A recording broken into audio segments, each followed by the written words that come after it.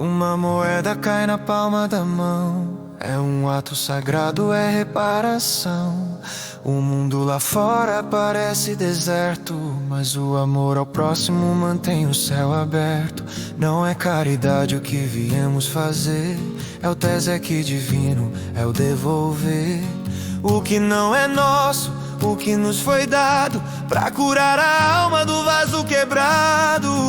O decreto no alto pode mudar, se aqui embaixo a gente amar. O choro do pobre subiu ao além, mas a tua bondade diz amém. Tzedakah e receda a luz que a alma pede, justiça e bondade a se encontrar, pra fazer a Geulah chegar.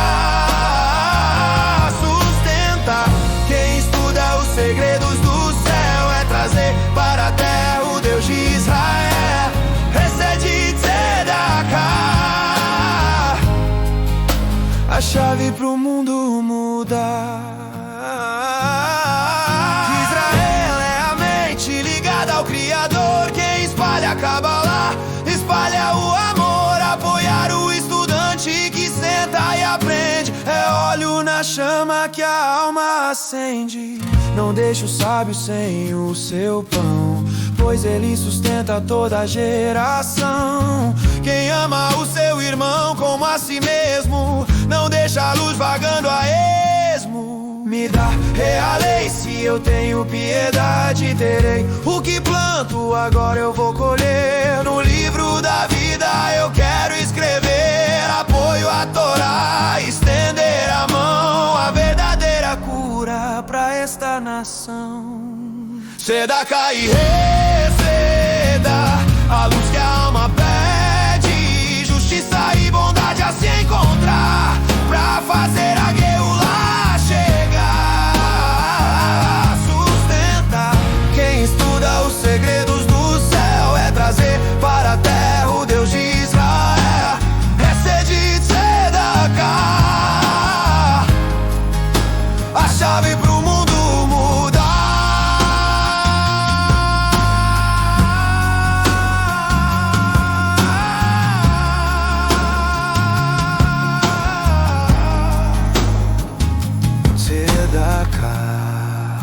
Tadzil Mimavet, quem sustenta a luz, a vida promete.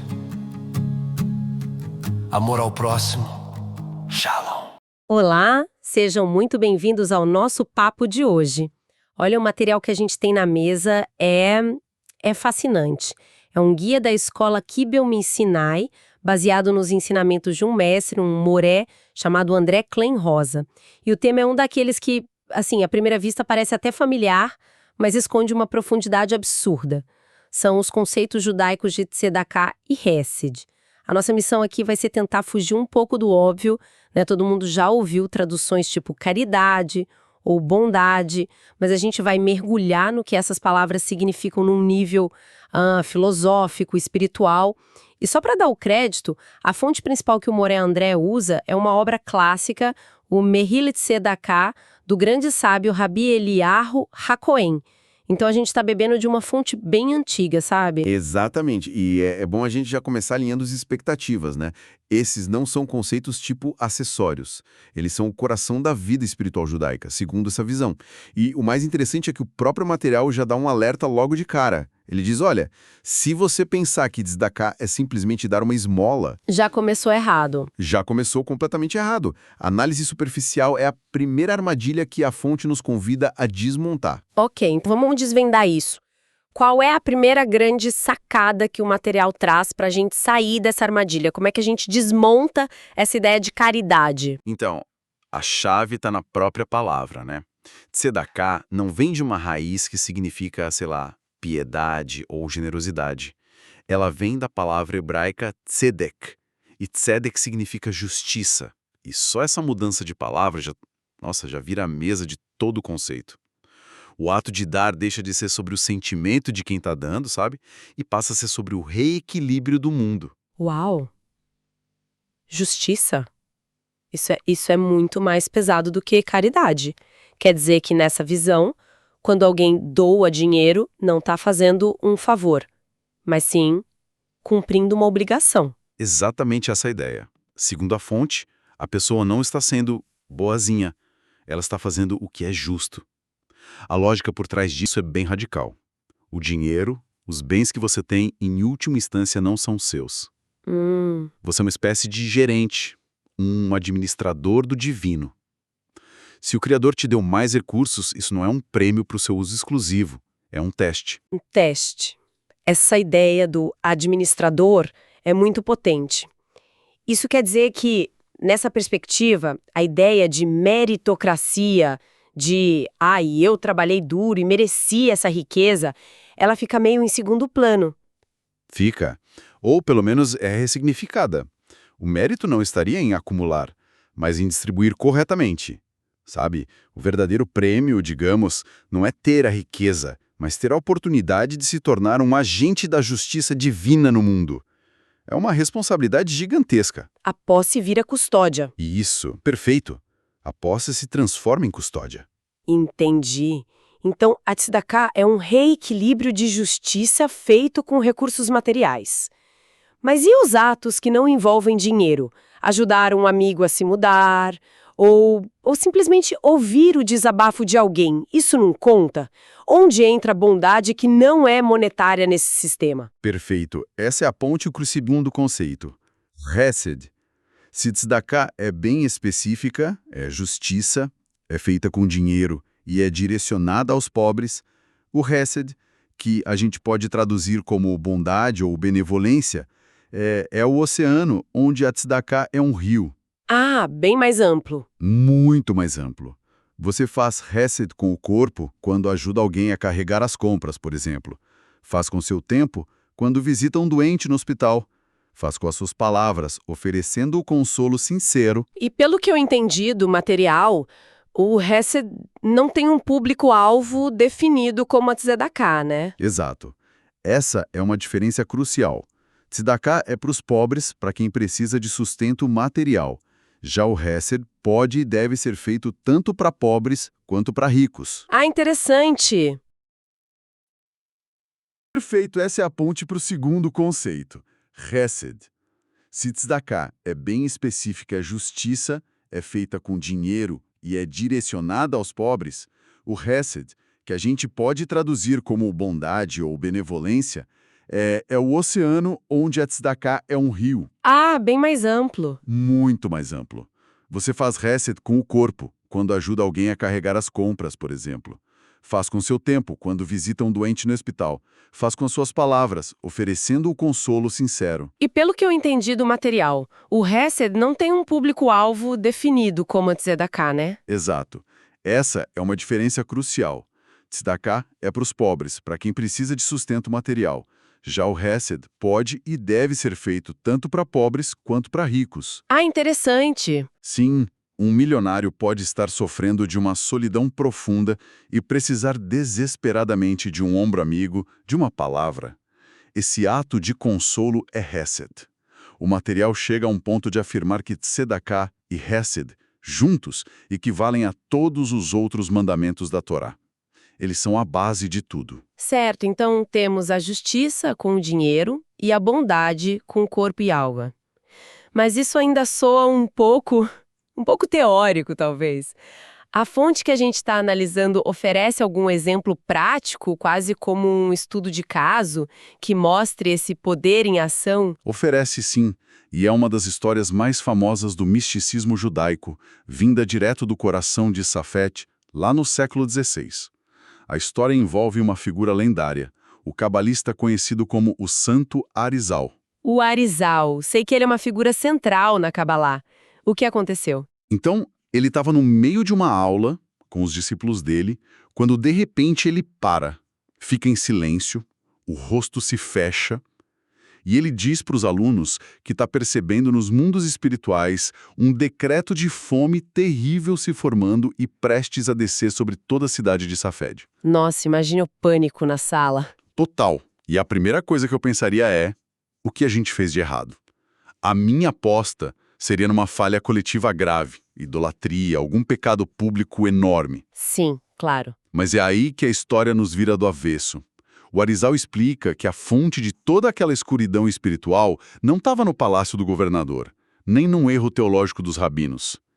Estava numa esquina esquecida da cidade, com um homem pobre chamado Rabi Yaakov. Um único homem? Como assim? Esse Rabi Yaakov era um vendedor. E naquele dia os potes de mercadoria dele, todo o sustento, tudo que ele tinha no mundo, caíram e se espatifaram no chão.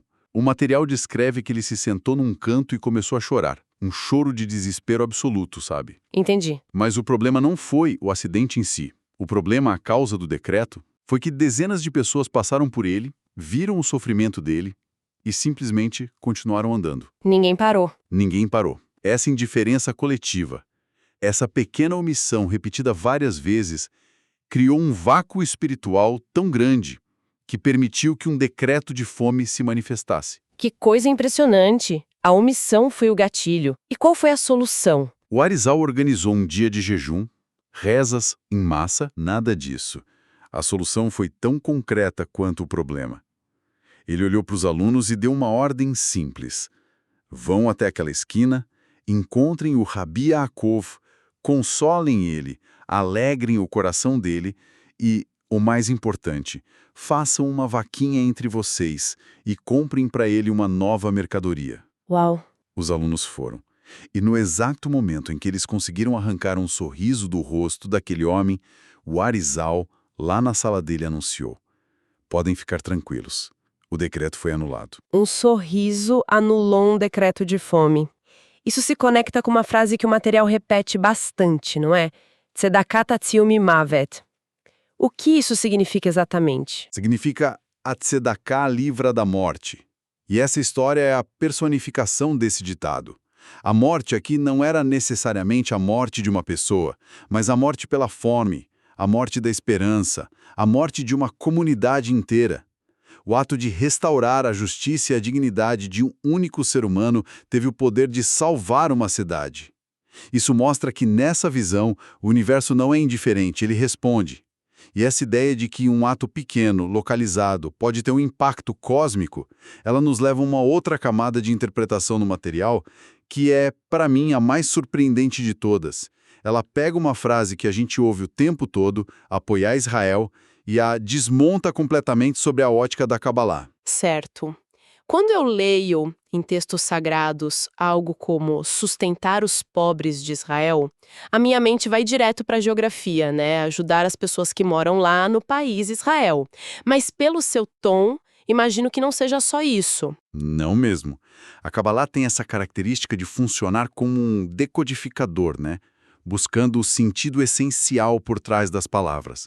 O Moré André explica na fonte que o nome Israel, em hebraico Israel, pode ser lido não como um nome próprio, mas como uma frase, Yasharel. Yasharel. O que isso quer dizer? Yashar significa direto, reto, e El é um dos nomes de Deus, do Criador. Então Israel se torna direto ao Criador. Caramba! Deixa de ser um substantivo e vira um verbo, uma direção, um caminho. Então, Israel deixa de ser um lugar no mapa e passa a ser um estado de ser, um conceito, uma conexão. Exatamente. Passa a representar o mundo espiritual, um estado de consciência desperta, a própria conexão direta com o divino.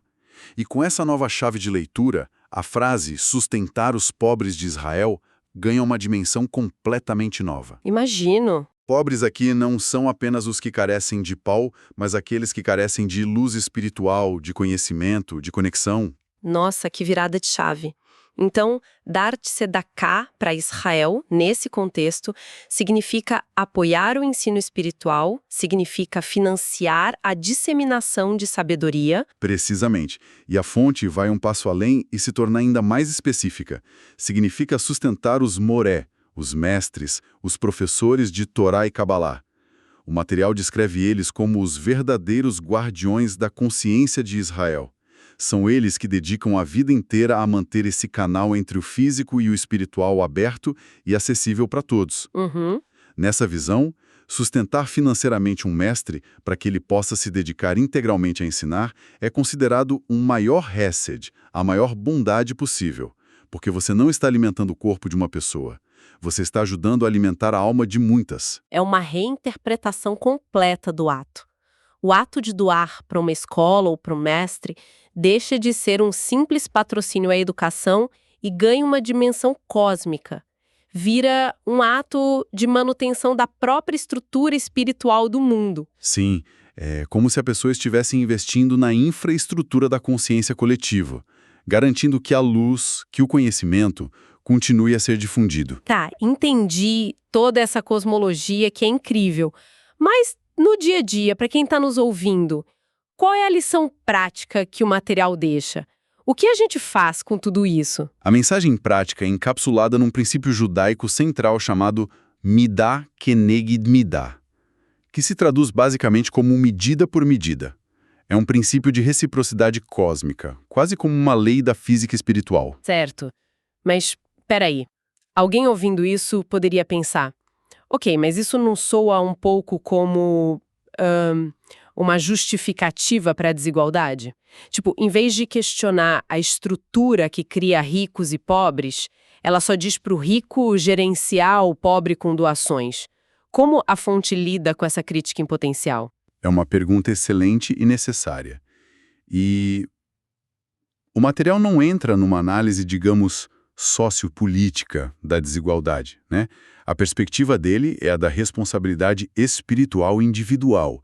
Ele não está dizendo que a estrutura do mundo é perfeita, mas sim que dentro da realidade que existe, cada um tem um papel a cumprir. Ah, entendi. A pergunta que a fonte faz não é por que o mundo é assim, mas sim, dado que o mundo é assim, qual é a minha função justa nele? É um chamado à ação pessoal, não uma tese sobre economia. E essa ação pessoal ativa essa lei do medida por medida. Exato. E a lógica é direta. Se você usa seus recursos materiais, seu mundo físico, para sustentar o espiritual, ou seja, o ensino, os mestres, a difusão da sabedoria, então, como reflexo, o mundo espiritual vai sustentar você no físico. É como criar um circuito de fluxo. Isso. E o texto faz um apelo muito forte. Não espere ser rico para entrar nesse circuito. A instrução é para dar o que se tem, dentro das suas possibilidades. O que importa não é a quantia, mas o ato de se tornar um parceiro ativo na manutenção da consciência e da sabedoria no mundo. Faz todo sentido. Vamos só amarrar as pontas, então, do que a gente conversou, as grandes sacadas que a gente tirou desse material hoje. Primeiro, essa ideia transformadora de que tzedakah não é caridade, mas sim justiça, um ato de reequilíbrio. Segundo, que Hesed é um conceito muito mais amplo de bondade que podemos praticar de 1000 formas. Vimos com a história incrível do Arizal em Safed que esses atos têm um poder real, tangível, de mudar destinos. E, por fim, essa reinterpretação cabalística de sustentar Israel, que transforma o apoio ao conhecimento espiritual num ato de sustentação do próprio mundo. Perfeito. E se a gente pudesse deixar uma última provocação para quem nos ouve, seria a seguinte. O texto que a gente analisou sugere que a riqueza material é um teste de administração. Isso levanta uma questão importante. Se o dinheiro é um teste sobre como criamos justiça, de que forma outras coisas que administramos como o nosso tempo, o nosso conhecimento ou a nossa influência, também representam testes semelhantes sobre como escolhemos criar equilíbrio e bondade no mundo ao nosso redor.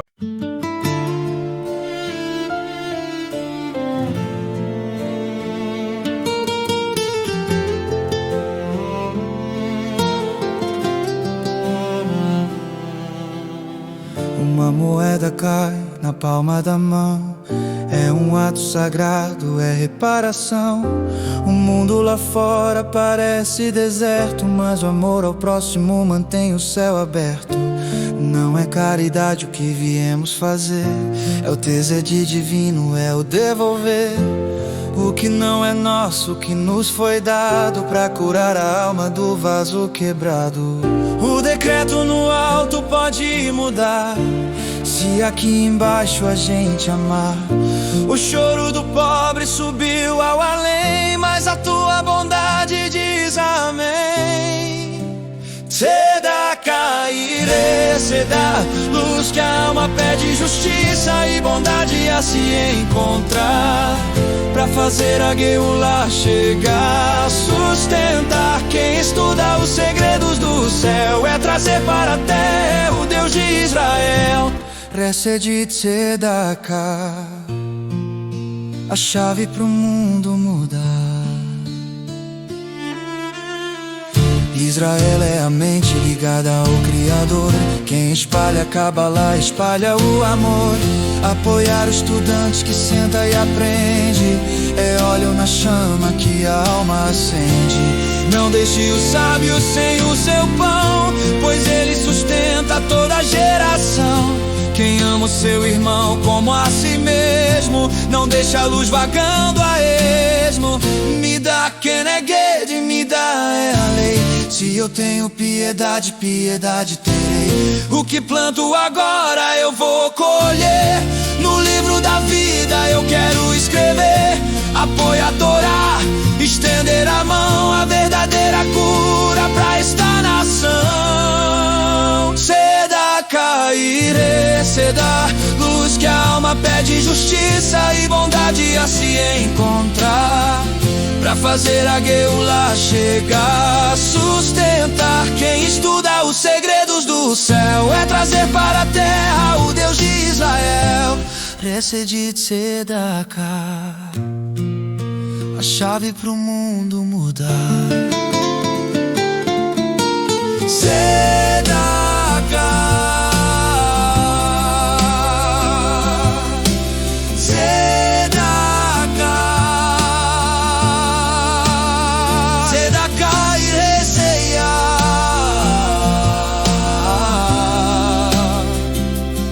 Sustenta a luz, a vida promete amor ao próximo.